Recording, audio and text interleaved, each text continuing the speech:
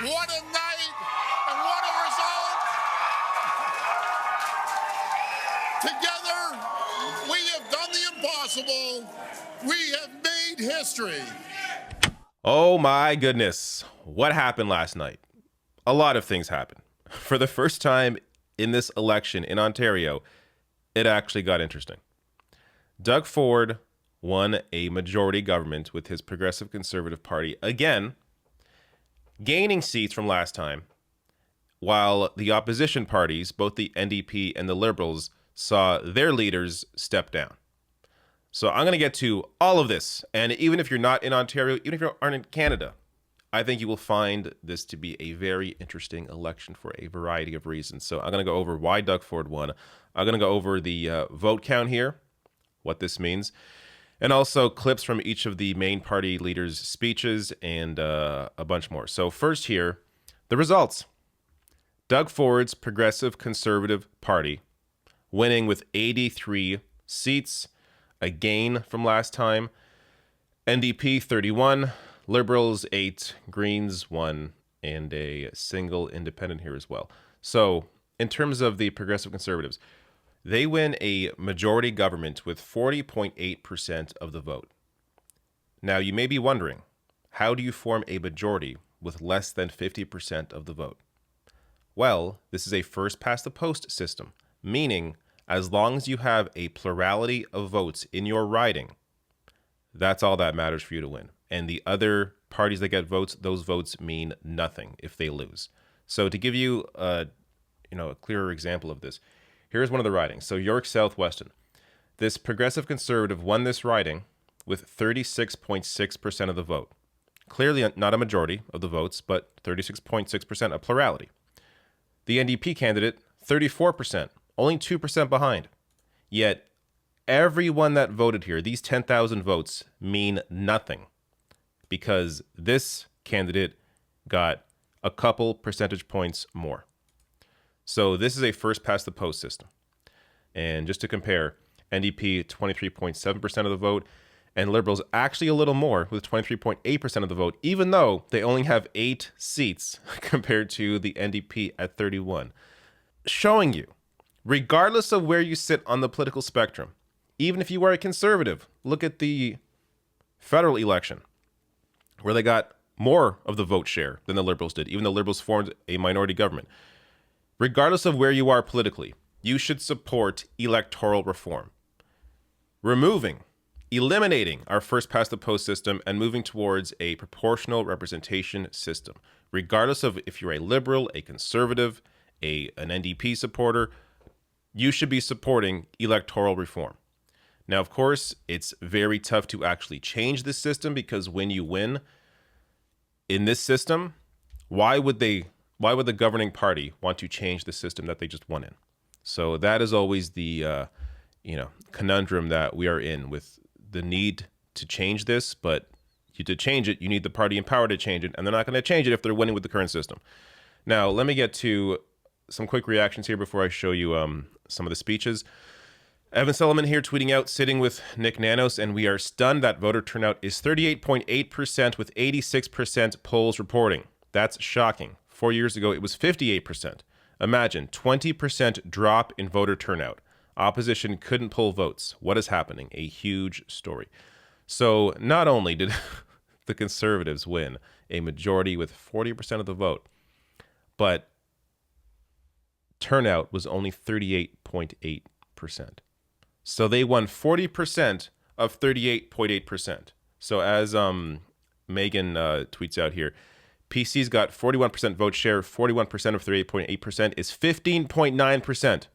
That's what percentage of the population actually elected the PCs, 15.9%, and it gave them a majority. So this is an issue regardless of if it's the Conservatives winning, if it's the Liberals winning. As I just showed you, Liberals were able to form their minority with less votes than Conservatives got, and they've formed majorities in the past with less than 50% of the vote. This is an issue regardless of the party that wins. This system is ridiculous. I hope we can all agree on that. Now, going on to the first speech here. So I'm just going to show you bits and pieces of each of these speeches, but this is Liberal leader Stephen Del Duca, with the charisma of a fridge door. Here you're going to see him discussing his loss because he couldn't even win his own riding. And you'll see his announcement here as well. I have no doubt that the women and men that Ontario Liberals have elected to the legislature will do their part. In fact, will do more than their part to help grow a new and energetic progressive movement here in Ontario. It will, however, be a movement that will be led by a new leader. All right, so Liberal leader Stephen Del Duca, who most Liberal voters didn't even know was the leader of the party, is stepping down as leader after failing to win his own goddamn riding. In fact, not only did he lose it, he lost it in a big way. So the Progressive Conservative here winning that seat, 53.8%, a majority of voters. You don't always get this. A majority of voters in this riding picking the Conservative choice. Del Duca down at 35.1%. And that little speech there maybe give you a little indication as to why he was not even able to win his own riding, let alone do anything for the Liberals. No charisma. As I said, the charisma of a fridge door. Just a historically terrible leader. I'm sure he's a nice guy. I don't want to be too mean on these people, but terrible politician. And Liberals, I imagine, will be looking elsewhere for somebody maybe with a little more, I don't know, something, just something. But terrible. I have nothing else to really say about Del Duca. Liberals did, as I showed you here, 8 seats. This was the party that for a long time in Ontario was leading the province. They got decimated last time with Kathleen Wynne as leader, replaced her with Del Duca, and did no better. So clearly they need to be changing their strategy here. Now let's go to Andrea Horwath, NDP leader. This is her 4th time trying to win as leader. Here is what she said last night. My commitment to you is never going to waver. And I'm going to keep working to earn your confidence each and every day. I'm going to keep doing that. But tonight, it's time for me to pass the torch, to pass the baton, to hand off the leadership of the NDP. And you know what? It makes me sad, but it makes me happy because our team is so strong right now. Our team is so strong. But I'm not shedding tears of sadness. I'm shedding tears of pride. Look at you. Look at all of you. Look at what we have done together. Look at what we have done together. All right, now I've been a little tough on Andrea Horwath throughout this election because I really think she should have stepped down before it got to this point. When the NDP were making no gains at all during the pandemic, that should have been the indication that the party needs somebody else at the top. But she stayed on, her 4th attempt here, and they didn't really do anything. In fact, they lost seats. That isn't to say she's a terrible person. Again, this is someone that I do actually think cares. And her speech last night, I watched the entire thing, I think is the best speech that I've seen her give. It was heartfelt. It was real. It's a lot of what was lacking from her in the campaign throughout these last 4 years. So even though their platform out of the 3 major parties, clearly the best platform, even though a lot of times she was saying the right thing, if you read it on paper, she didn't have the boldness, the charisma, wasn't able to attract the media attention necessary to be able to challenge Doug Ford. Unfortunately, I think that was her biggest downfall. You need to have a personality that can really match Doug Ford's, and I just don't think Andrea Horwath had that. So, good person, but not the right leader for the time and should have stepped down much earlier. But she stepped down now, and we're going to see who replaces her. Joel Harden, I think, out of Ottawa. He won big again, his riding, so I think he should be looked at as a future leader, but we're going to see where all that goes. Also, just showing you in terms of vote total here. Out of all 3 party leaders, Horwath had the biggest vote share in her riding. So 57%, 0.3 here of the vote in Hamilton Center. So a big victory in her own riding here. Now let me get to Doug Ford. Here's Doug Ford, who, of course, is, or last night was very happy about this victory. What a night and what a result! Together, we have done the impossible. We have made history. Wow, I'm just so grateful, so grateful. And my promise to you, you have my word that every single day I will get up and I will get to work and I will do everything in my power to deliver on this dream. Because tonight's victory, it isn't about me, it isn't about the party.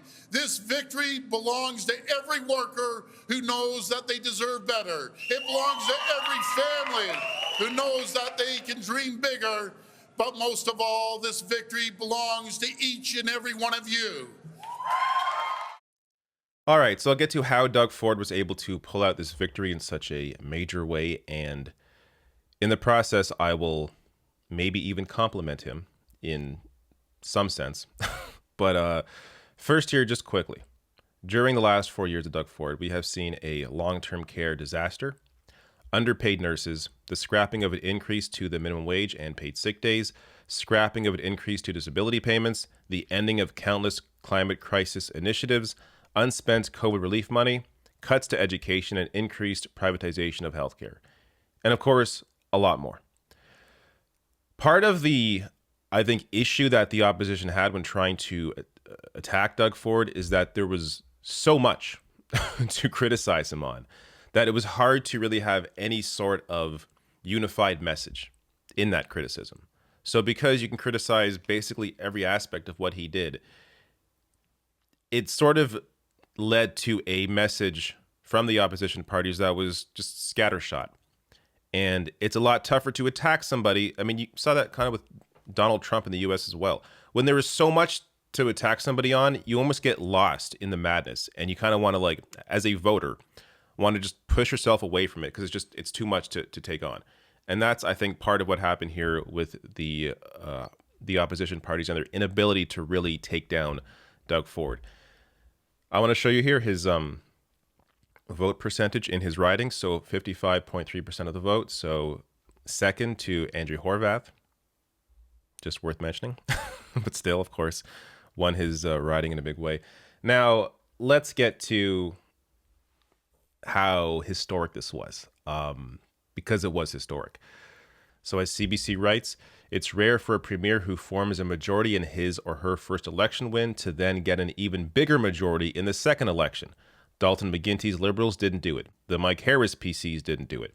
In fact, a scan through the records shows only one Ontario premier achieving it in the last century. Leslie Frost PCs won 5 more seats in 1955 than in 1951. But even that gets an asterisk. The size of the legislature grew by 8 seats between elections. So this really was a historic victory. And you can't just say, oh, it's simply because of voter turnout, even though that's part of it for sure. We can't ignore that. Low voter turnout is going to lead to this kind of victory for Conservatives when the voters for the NDP and Liberals don't show up.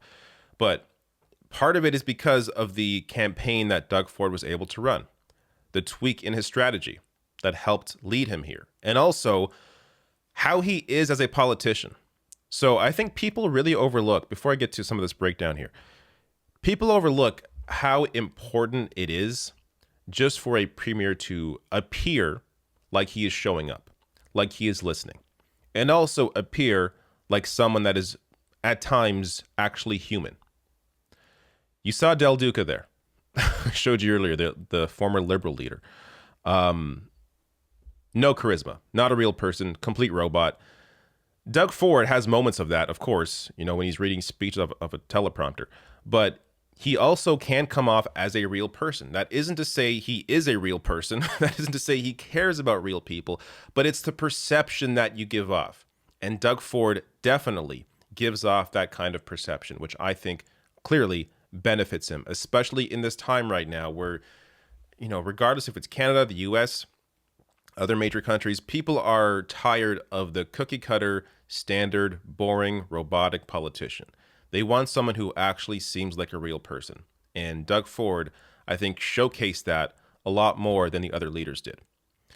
And In addition to that, I think this is also very important. A key factor was the image Ford cultivated in 200 plus news conferences during the first year of the pandemic. So Doug Ford held more news conferences during the pandemic than any other leader, including Trudeau. Now, regardless of how you think his COVID response was, showing up, appearing like you care, listening, having these updates on a consistent basis, I think this definitely resonated. And during that time, his approval rating went way up because of it. So this played a major part. If the pandemic never happened and it was simply 4 years of a standard conservative government, I don't think you would have seen this massive victory the one Doug Ford just pulled off. But so this was a major piece of it. Also, because of that, he was, at least partly because of that, he was able to reach out to typical Liberal voters, and in some cases, maybe even NDP voters, as I'll get to as well. But as CBC writes, places that vote reliably Liberal at the federal level, such as Mississauga, Vaughan, and Scarborough, stayed with the PCs. Clearly, some sizable number of voters who marked their ballot for Ford's party this time also voted for Justin Trudeau's Liberals last September. Even more remarkable, and something that should worry the NDP and its next leader, was the success of the PC pitch to workers. The party succeeded in capturing such ridings as Windsor, Tecumseh, and Essex in the heart of the auto sector, Hamilton East, Stoney Creek and Ontario Steeltown, and Timmins, a major centre for mining. This played a major piece. Both the ability to attract Liberal voters and even in some cases NDP voters because of partly his support from private sector unions. So the idea first here that Doug Ford's Conservatives are on the side of workers has got to be one of the most magical bits of political alchemy ever performed in Ontario. This is the same party that within months of forming government scrapped a law giving workers the right to 2 paid sick days, froze the minimum wage, and made it harder to join a union. But 6 private sector unions representing about 58,000 workers endorsed Ford's Progressive Conservatives. Andrea Horwath and the New Democrats insisted they're still the voice of organized labor, counting endorsements from unions that represent millions of workers, including teachers and nurses. New Democrats say it's no surprise construction unions are lining up behind Ford. After all, he's committed to massive spending on infrastructure that'll mean jobs for their members. So yeah, Doug Ford promised a new highway that no one needs, but it benefits private sector construction unions, and they jump behind Doug Ford, a conservative getting endorsements from unions. So his tweak in strategy here to try and appeal to those people, to at least some working class voters, in combination with a historically low voter turnout due to the uninspiring campaigns from the NDP and the Liberals, led to this massive victory for Doug Ford. And on that point, actually first on the point of the unions, so go to Ontario Federation of Labor. I'll link to this below the video. You can look at the Ford tracker, understand why Doug Ford is not a friend to the working class. They have a lot of stories here, a lot of links, so you can check that out. There's too much to go through in this video. But on the point that I was making here, so David Moscrop tweeted this out, and I said this already, but I want to drive this point home. Ford looked like a lock from day one, and the opposition parties ran uninspired campaigns focused on one another, and no one paid attention. If you're looking for someone to blame, it's not the media and not the public, it's the parties. This is 100% correct. If you are unhappy with the result in this election, don't blame voters, even the media, which I still say take some of the blame, but largely the blame here goes to the NDP and the Liberals.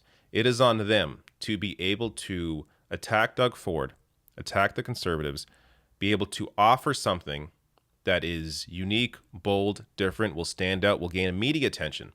It is on them to be able to change the media narrative that then in turn would help to inform voters to maybe consider how they may vote.